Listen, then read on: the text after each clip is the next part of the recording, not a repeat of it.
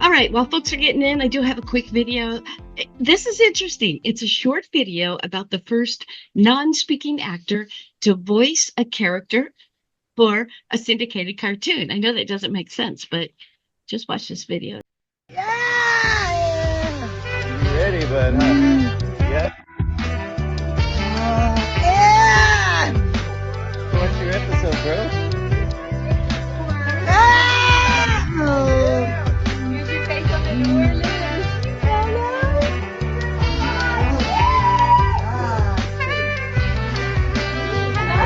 Good job, dude. My hard first, but now easy. My tablet helps me talk.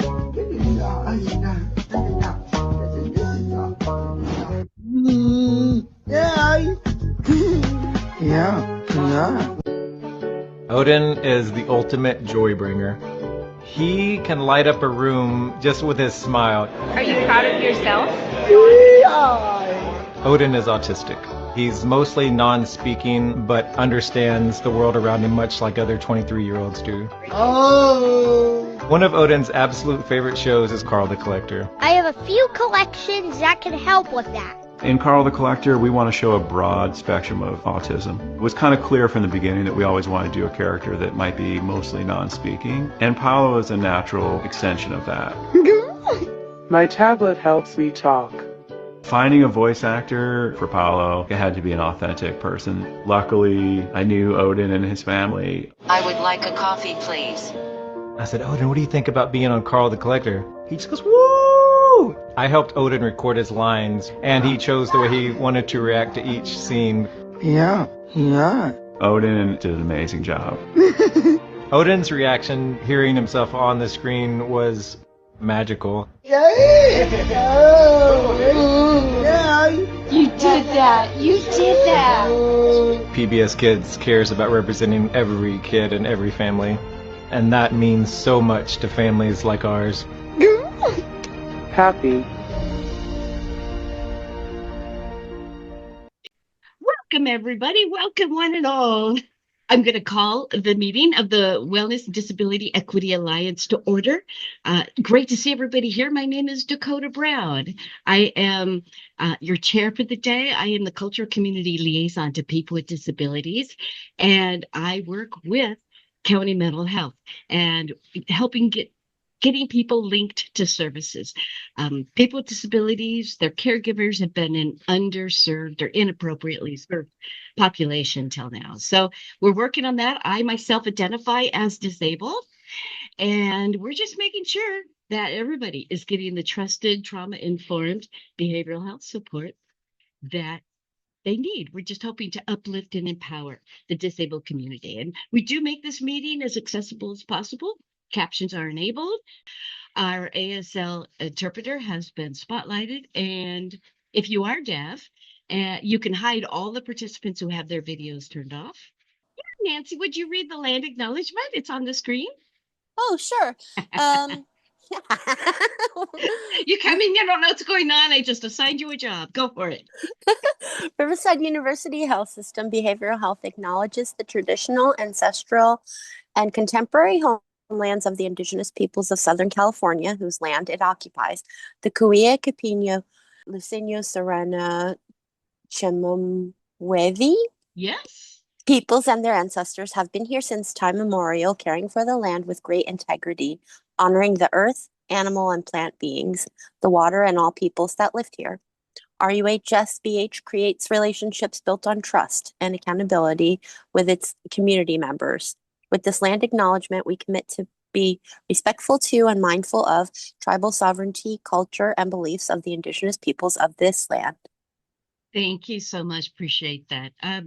Our Native American group is called NAWAC. It's Native American Wellness Advisory Committee. It meets next Monday morning at 10.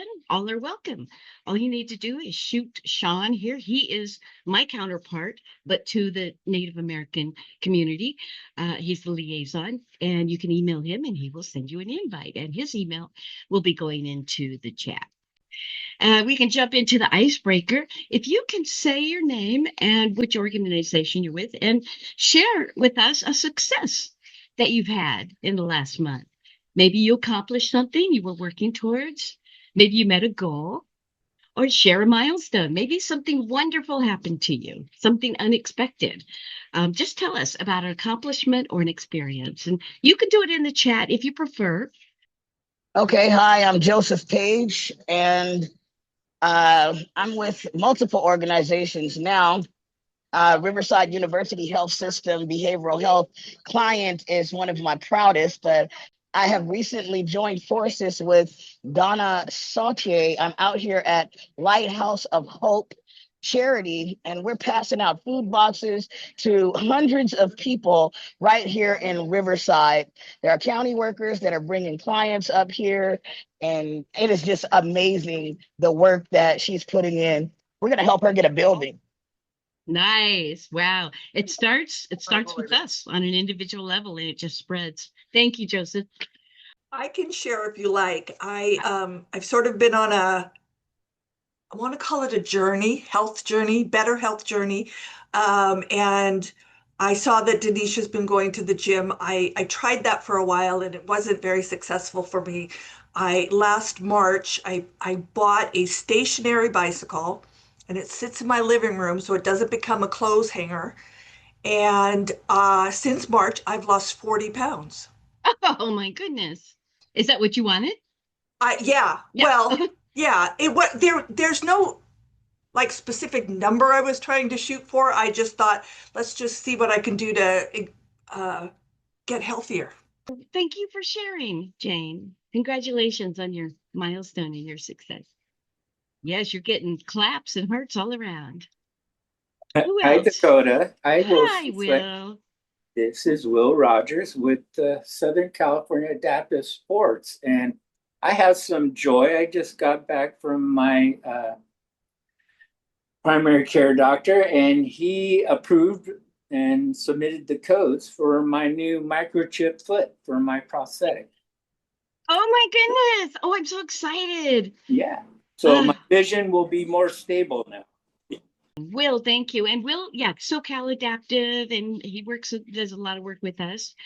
Joan is here with Cayenne Wellness, and she recently found a running club to run with. Nice. Elizabeth, thank you for putting that in there. Your pin with VCC. Is that the veteran group, Elizabeth? It's Vista Community Clinic in Lake Elsinore. Thank you. Oh, thank you. Well, congratulations. That 8 years. That's a that's a big chunk of life. Yeah. Greg. Oh yeah, you had the hernia surgery. Yay, you're getting better. Woo. It's Freda. And this is my first time in this meeting, so I don't even know what it's really about. Other than I saw that it was something about disabled. Yeah. I am retired, but I work for my daughter who has an autistic company in Long Beach area. And her company's in Long Beach and also in Missouri. And so I'm her admin. I'm also a senior disabled. So whenever I see anything about disability and maybe making things better for those of us that are disabled, I'm on board. So. Oh, that's so wonderful, Freda. It's so nice to see a new face. And I have a feeling you're going to just have some great contributions for us. Did you get a chance to fill out that survey? I did. Good. Well, then you've already made your mark known. Did I see Leah Stewart's here? Oh my goodness. Hi, Leah. So my name is Leah Stewart. I'm here in the city of Riverside, and I'm the vice chair of your Commission on Disabilities, if anybody even knew we existed, which is something we're working on. That's one of our goals for 2026 is to have more presence. I don't know if any of my fellow commissioners are here on the call, but we're trying to make a better effort at joining these different advocacy platforms.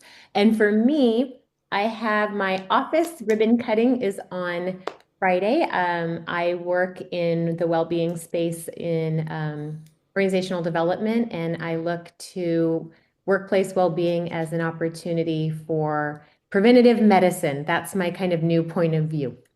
Nice, nice. Thank you so much, Leah. It's great to see you here. A couple in the chat. Nancy has Joshua. Oh, one of his clients found a job after being out of work for months. That's so awesome. Nice to see you, Alondra. Always great to have you here. I can read what I put if you want. I can just read it Yes, real quick. go ahead, share Okay, that. so hi, my name is Nancy Stevens. I'm an aging and disability and nursing home and long-term care reform advocate. Governor Newsom signed 2 bills that were sponsored by the California Advocates for Nursing Home Reform and many of the other organizations that I'm on steering committees or a co-founder with. It's AB 251. It allows a judge to lower the burden of proof in a civil elder abuse case with clear and convincing to preponderance of the evidence if a defendant is intentionally engaged in spoliation of evidence. Lowering the burden of proof in these special cases ensures defendants don't tip the scales of justice by falsifying evidence. And this happens on a daily basis and knowingly and willfully deceiving investigators, ombudsmen, things like that. It's a major problem. So this is a big deal for us. Congratulations. That's so awesome. Thank you so much, Nancy. Go ahead. Hi, I'm Janice Mills and my daughter Janice. Trin. Trin is 22 and recently aged out of school. She has a diagnosis of Angelman syndrome. And we have recently just gotten a bright orange electric trike from Alcorn Adaptive over in Palm Springs. And we're really tickled. And when she's not riding it, I get to. It's like a giant tricycle and electric. Oh my and gosh. Electric. So I can take it farther. Well, a shout out to Alcorn Adaptive here in Palm Springs. They are amazing. Is it Jerry? His name, Jerry Alcorn. I've just only heard great things about him. He had his own journey with disability, and now he's got this bike shop, and he is doing amazing work. Congratulations, Trin. I expect to see you out there. Thank you, Janice. Instead of our agency spotlight, we have a presentation on the behavioral health transformation here in California. So please give a nice virtual welcome. You can click on a clap or flowers or a happy face to my lead and RUHSBA's Senior Peer Support Specialist, Misty Martin. All right, everyone. So I have a lot of information to go over as we transition into the Behavioral Health Services Act from the Mental Health Services Act. So I will get started. It may be easier to look at BHSA from the largest possible lens, to pull back that lens so we can see a big picture. This slide shows how the state sees the BHSA integration into the larger system of care at the community level. So this is our bigger picture. When seeking any health care, you normally don't start with a specialist. Behavioral health transformation defines public behavioral health as specialty care. So the emphasis on public behavioral health as specialty care is at the center of all of the coming changes. This means that mental health risk prevention, mild and moderate mental health needs are designed to be met in the general healthcare system with your primary care doctor. Substance use prevention remains within substance use treatment systems, but BHSA encourages a greater integration and partnership in addressing behavioral health care needs across the continuum of care. So the goal is making care access and provision more efficient by eliminating wasteful repetition that can come from silos of care. It's to have a more comprehensive engagement in all care environments and to optimize the use of state and county resources. BHSA wants to make sure that funds are not used to pay for any services that Medi-Cal or commercial payers are obligated to cover. So what is BHSA? BHSA was promoted to update MHSA, or Mental Health Service Act. It replaces MHSA with a new law, and that law will be fully repealed in January of 2027. So BHSA, like MHSA, continues to get their funding through 1% tax on personal incomes over $1 million. And then it shifts the focus for county behavioral health on specialty level of care to create a more integrated, coordinated system, new components, regulations, reporting, and oversights. On the screen, you'll see the two differences visualized between MHSA and BHSA. MHSA, which we're currently in until June 30th of 2027, has these 5 components you see on the top of your screen. And BHSA takes those 5 components, restructures everything, comes out with the 3 components at the bottom. So we go from having those five chapters of the book into the 3 that you see at the bottom, which are housing, full service partnership, and then behavioral health services and supports. So on the screen here, you'll see some guiding changes from MHSA to BHSA. So the funding stays the same. They are funds of last resort, and they cannot be used for any billable services. And BHSA really puts an emphasis on making sure that we are prioritizing billing before we're accessing any of these funds. MHSA had the stronger focus on peer support, mental health recovery. BHSA is going to focus on homelessness, especially encampments. Under MHSA, the county had a lot more of independence. And under BHSA, the state is going to have some more oversight. We'll talk about that a little bit more when we get to like the reporting requirements. MHSA could fund things for serious mental illness. The biggest shift for BHSA is that it's serious mental illness and substance use disorder. MHSA like to reach people before they had consequences of serious mental illness and promote mental health recovery, whereas BHSA addresses the consequences of untreated behavioral health disorders and really is trying to prevent that from becoming a greater impact in someone's life. Early intervention was designed to prevent the onset of serious mental illness. And under BHSA, the early intervention is designed to prevent disorders from becoming more disabling. Outreach is approached different. In MHSA, it was really based on stigma reduction, education, and awareness. And under BHSA, it's going to be focused on connecting people to care and services. Under BHSA, there's some priority populations that you see on the screen. We want to make sure that we target people who have Medi-Cal, would normally qualify for Medi-Cal, or who may not be able to pay for services. Generally, these are community members that have the fewest amount of resources available to them.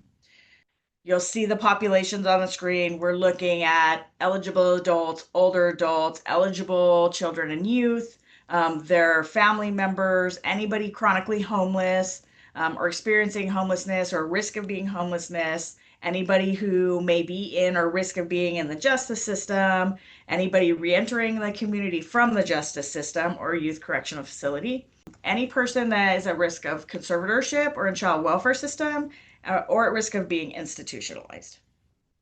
Here's some of the community planning and reporting requirements. They're really going to focus on outcome and accountability. Annually, the County Behavioral Health Outcome and Accountability and Transparency Report, or BODR for short, will be required of all counties to report expenditures at all local, state, and federal behavioral health funding. And then we also have to report our service utilization every year, and then our workforce metrics and any unspent dollars. As part of our the community planning process, the counties are required to make sure that we're engaging certain populations that reside within our county. We already do that under MHSA, but under BHSA, this list that we're required to include in our engagement is grown substantially. So there's some very specific stakeholders that we're required to have in our community planning processes. Some of those you'll see on the screen. We're really looking for, people with lived experience in all different areas of life, right? Victims of domestic violence and sexual abuse, representatives from our LGBTQ communities, historically marginalized communities. We're now required to include our local health jurisdictions, so our public health department, as well as our managed care plans, so like IEHP and Molina, and the 5 largest cities in Riverside, which are Riverside, Moreno Valley, Corona, Menifee, and Murrieta. Again, I said the list is very extensive of who are required to have part of our community engagement planning process, and I can get that information to you if you'd like a full list. So 10% of all of the total funding is allocated to statewide investments. So with MHSA right now, the state takes 5% off the top before the funds are distributed down to the counties. With BHSA, that's going to increase to 10%, and we'll talk a little bit about why that's happening. So oversight and monitoring activities will be 3% of the 10. Workforce will be 3%, making sure that we have culturally competent, well-trained behavioral health care workforce. And that last 4% that has been added is going to be on statewide prevention services to reduce the risk for people of developing mental health conditions or substance use disorders. So this is the newest piece that moves the prevention services out of the county's responsibility and puts it at the state level. So the state will be doing all of the prevention services campaigns. Don't really know what that looks like just yet. So now counties are prohibited from using early intervention funds for stigma reduction programs aligned with population-based prevention, right? So that's something that under MHSA we were allowed to do, and under BHSA we will no longer be allowed to fund those activities starting July of 2026. So for Riverside County, what that looks like is as of July 1st, 2027, we will no longer fund stigma reduction, mental health awareness, parent, family, and other support programs focused on non-specialty mental health or non-Medi-Cal community members, and suicide prevention coalition activities can no longer be funded, although the department does stay committed to continue those coalition activities. So they will be seeking out some different funding opportunities to be able to do that. So the other 90% breakdown is what you see on your screen. This is those three components that were on the previous slide, the 5 going into 3. These are now going to be the 3 components. We have 30% of the money going to housing interventions, which includes rental subsidies, operating subsidies, shared housing, so transitional rent. Then 35% will go to our full service partnership, which is comprehensive intensive care for people at any age with the most complex needs. This is what we consider our whatever it takes model. So we meet the people right where they're at, whatever they're going through and whatever they need, we support them through all of that. So that's 35% full service partnership. Then we have 35% that goes on everything else, behavioral health services and supports. This includes our early intervention, outreach and engagement, workforce, education and training, and our capital facilities and technological leads, along with our innovation pilots and projects. We currently have an innovation project, our Mindful Body and Recovery Intensive Outpatient Eating Disorder Program. Their funding will go through 2029 and will not be affected by BHSA. So as I said, 30% goes to the housing component. This is all levels of housing throughout the county. This is strictly for housing. And then Riverside also has expanded the housing opportunity at the Mead Valley Wellness Village to include 90 adult residential facility beds and 299 transitional living apartment units. And some of those are family units. So if we have any families that are in need of housing and get their services over at the village, they will be able to reside in there. So the next component was the FSP level of care, both adult and children. We'll have 2 FSP levels of care, our level 1, which is the intensive case management for higher need adults or older adults.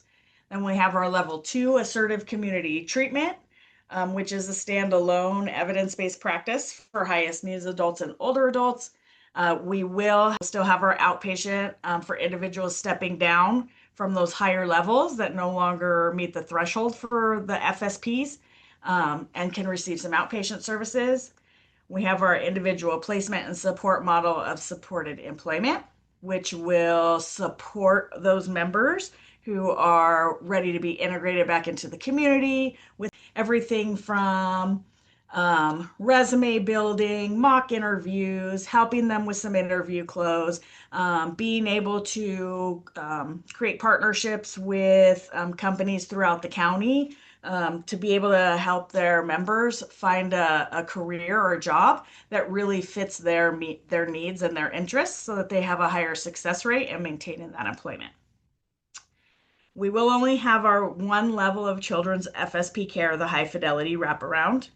And then we'll also have our field-based initiated substance use treatment services. So we'll have teams out in the field, meeting people where they are, being able to start somebody on medication-assisted treatment if that's what they would like to do, otherwise known as MAT services. They'll be screening people out in the field, being able to place people into residential treatment centers or linking them directly to some outpatient clinics. So the last component is the behavioral health service and support component. This is where everything that is not housing or FSP will fall into this bucket. There's regulations and rules about how this last component is broken up and what the dollars can go towards. So the bucket is 35% of the total funding allotment, and 51% of that needs to go directly towards early intervention. And then 51% of that needs to go to early interventions for children and youth who are 25 years or younger. It can be used to fund and support our system of care, services, outreach and engagement, WET, early intervention, and innovative pilots.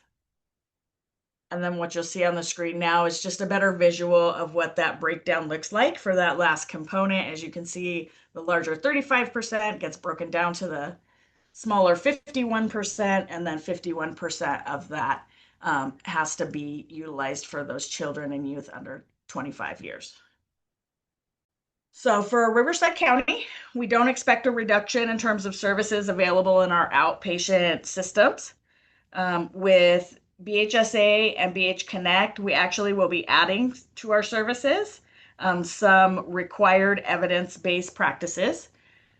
It includes functional family time therapy and multi-systemic therapy and expands on our parent-child interactive therapy, or PCIT. We still anticipate that our workforce education training programs will remain in place. And then on the screen, what you'll see is programs that are currently in our PEI plan that will continue to be funded under early intervention and BHSA. So the Mamas y Bebés really focuses on our Latina moms and babies, and then also our African American moms and babies, our SoCal Crisis Suicide Helpline, our cognitive behavioral therapy for late life depression, and Pearls, also another late life program. Then we have the next ones are school programs, CBITS, Bounce Back, Stress and Your Mood. Then we have Seeking Safety and Parent-Child Interaction Therapy. So these programs, the providers up here that provide these services have to meet the new BHSA regulations in order to be able to continue providing services with us, right? And that includes obtaining Medi-Cal certification. So if they're not certified to take Medi-Cal, we're going to support them in any way we can in being able to get that certification so that they can take the Medi-Cal so that there isn't any interruption in services. On the bottom of the screen, you'll see some other required programs. Our first episode, psychosis, crisis system of care. Those are both requirements of BHSA. We already have those in place. We've had them for quite a while. And then our peer support resource centers will also remain open. So on the screen, this is a BHSA timeline. Right now, we are in the September to December community stakeholder planning process. Then we will move into next year, where the draft plan gets accepted, goes to the Board of Supervisors for approval, and then on July 1st, the integrated plan will become effective. In 2027 of June, our first annual update is due, and then that larger report, the BODER, will be due in January of 2029. So what's next for stakeholders? First quarter of the year, there will be a 30-day website posting where you can give written feedback on the draft plan. That'll be followed by public hearings where you can provide your opinion to the Behavioral Health Commission.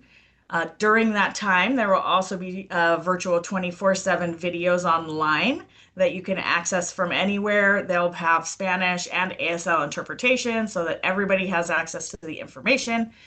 At any time, you can provide your feedback either in person, email, or by using the telephone number on there. We have a dedicated voicemail line specifically for community feedbacks on the plan.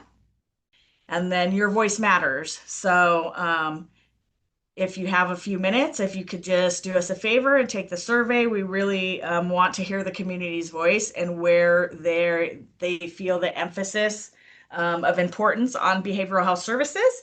Everybody's voice matters. If you don't think your voice matters, talk to us a little bit more afterwards and we can let you know some of the programs that have come actually from community feedback.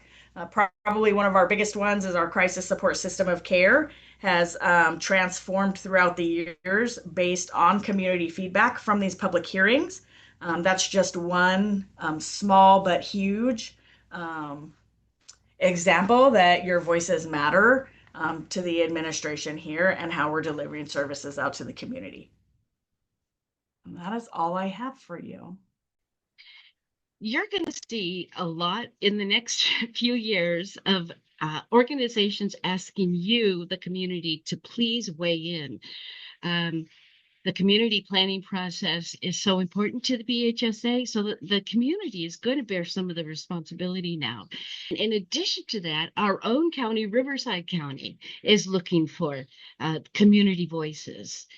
So essential to meeting the needs of our community. They want to hear your feedback as the community plans, as the county plans BHSA. So share your thoughts on the challenges, the needs, and the priorities related to mental health and substance use disorder. For instance, do you think that it's more important to create places for parents to take their kids when they're having a mental health crisis, or is it more important to provide services for youth with substance abuse who are exiting the juvenile detention program, right? Should we prioritize older adults or children, youth? So you get to weigh in on that. These are important questions. Okay.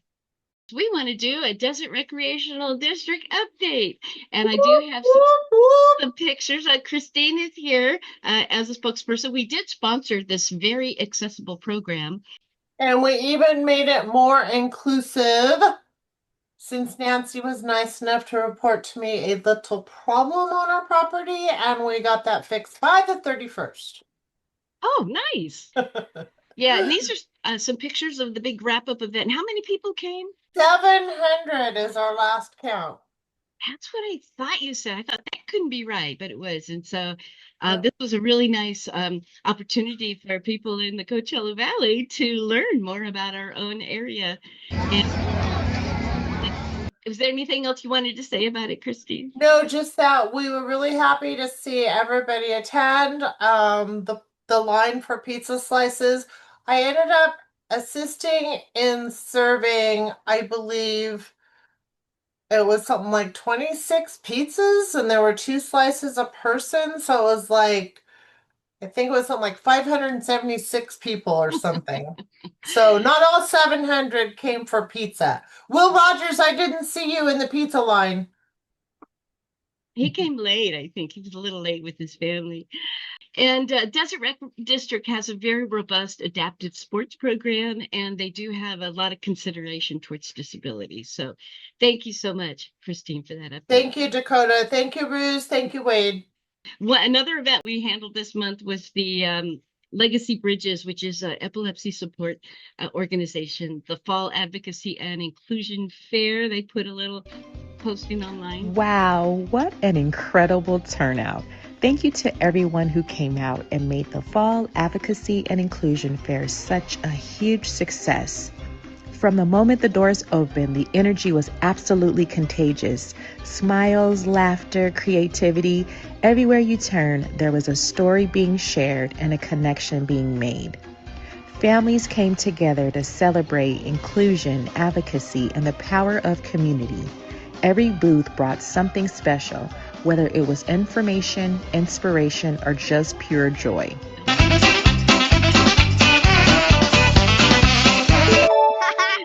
That was just Tana, who's one of our members. She was there and she was dancing around with it. She wanted me to get a picture of that. Last month, talked about this event. We're sponsoring the gala, and we have 2 free tickets as sponsors. We get free tickets, and we said to please write a couple sentences on what accessibility means to you, and then you'll go into the drawing. And we have our winner. And let me see if I think I have a drum roll on here. Congratulations, Nancy Mercer! Well done. So we'll make sure that you get those tickets, Nancy. I think you're going to have a great time at it. Thank you for participating, everybody. We did the Autism Spectacular, and this is our ASL person, and I'm learning ASL myself. That's a sign for help. Just a little peek before it started. It's quite a setup.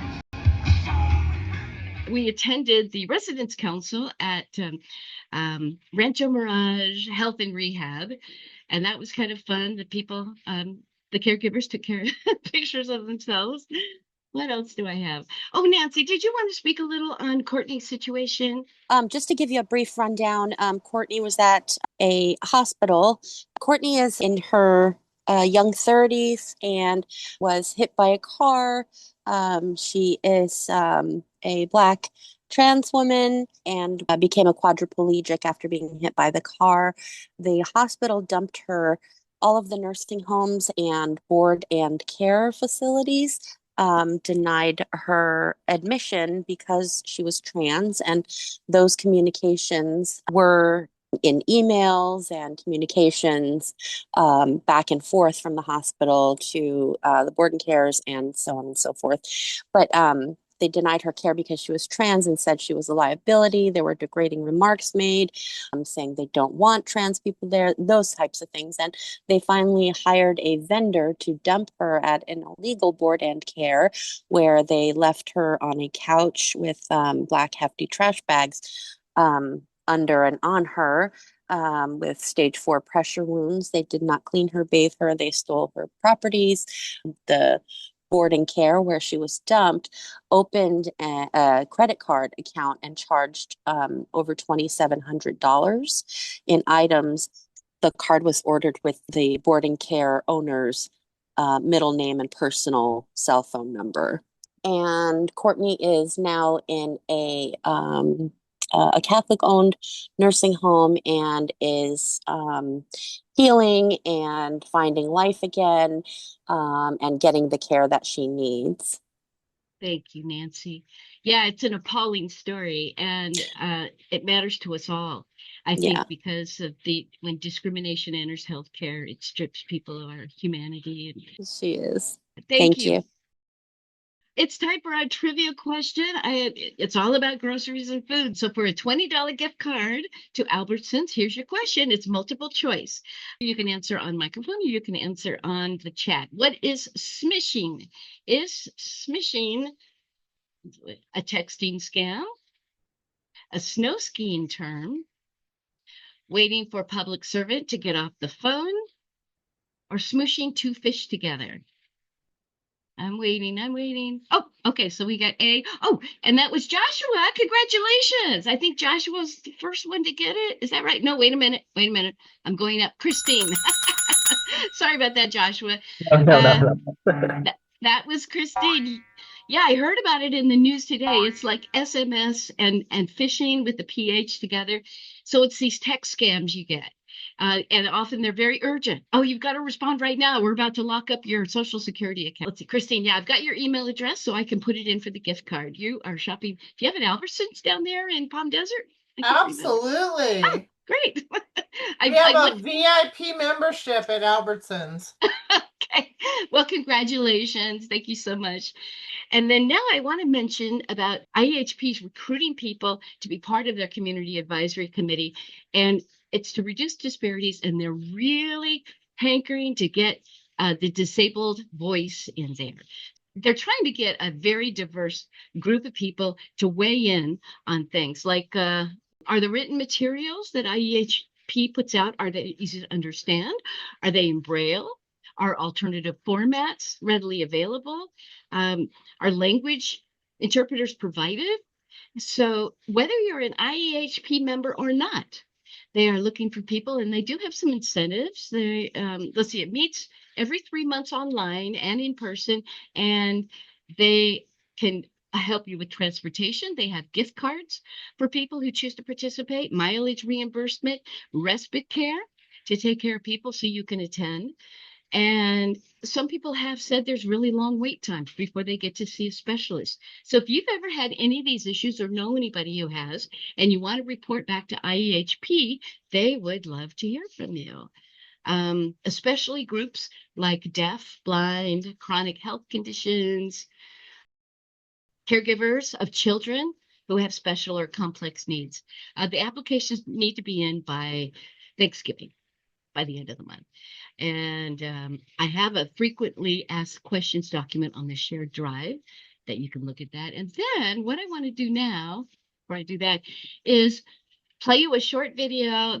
Hello, I had no plans on posting anything today, but here I am because a conversation happened and now I am processing it out loud with all of y'all. I don't know, maybe we're so wrapped up in cultural norms that when we see something different, it rattles us. I don't know, but I do know this. Some well-intentioned Christians, and by that I mean ignorant ones, have asked if I've ever prayed for my son to be healed.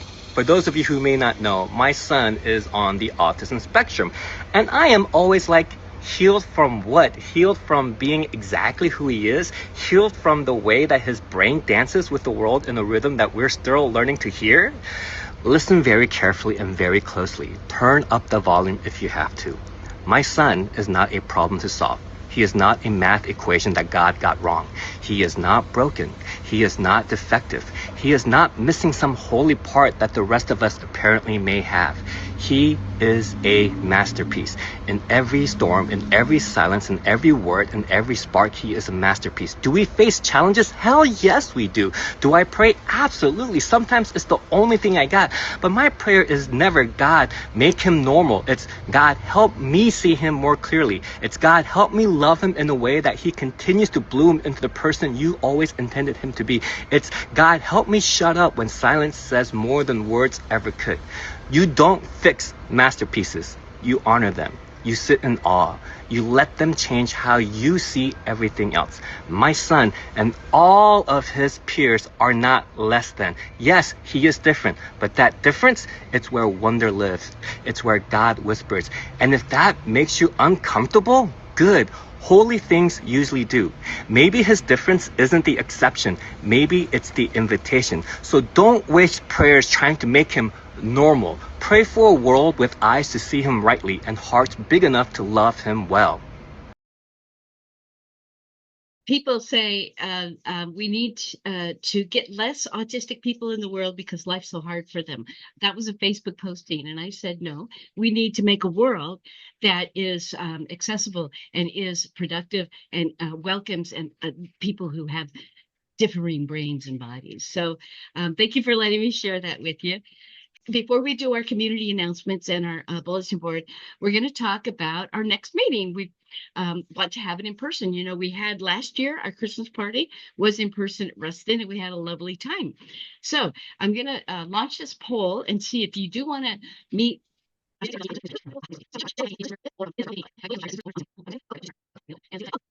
All right, we're going to, Misty and I will get on that. Hopefully we're going to shoot for the same time, the same day, the first Friday in December. But if we can't find a facility that it happens to be open that day, then we may have to be flexible. And with that, I think we can open it up to the roundtable. Who has something about their organization you want to share, or just something you want to share about your life and yourself? We're wrapping up. I have something that I needed to share, Dakota. Yeah, Joseph. Okay, so I'm out here with Lighthouse of Hope, and Donna Sautier is asking for, he's trying to get 500 turkeys. So if any organizations have resources to help her get those turkeys to provide meals for Thanksgiving, that would be a big help. I put her flyers inside of the chat.